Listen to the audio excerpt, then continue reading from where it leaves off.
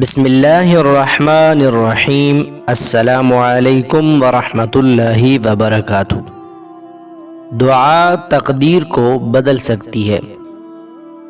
فرمان الہی ہے، اللہ رب العزت فرماتے ہیں جس کا مفہوم ہے ہر ایک وعدہ لکھا ہوا ہے، اللہ جو چاہتا ہے اس سے مٹا دیتا ہے اور جو چاہتا ہے برقرار رکھتا ہے۔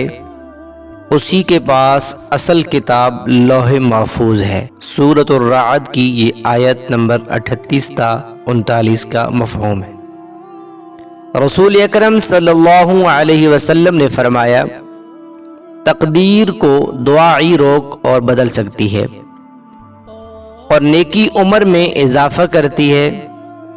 ایک بار حضرت عمر رضی اللہ تعالی عنہ بیت اللہ کا طواف کرتے ہوئے رو رو کر دعا مانگ رہے تھے کہ اے اللہ، اگر آپ نے مجھ پر کوئی بدبختی لکھ دی ہے تو اسے مٹا دیجئے، اور اگر کوئی خوشبختی لکھ دی ہے تو اسے برقرار رکھیے، کیونکہ آپ جو چاہتے ہیں مٹا دیتے ہیں اور جسے چاہیں بحال رکھتے ہیں۔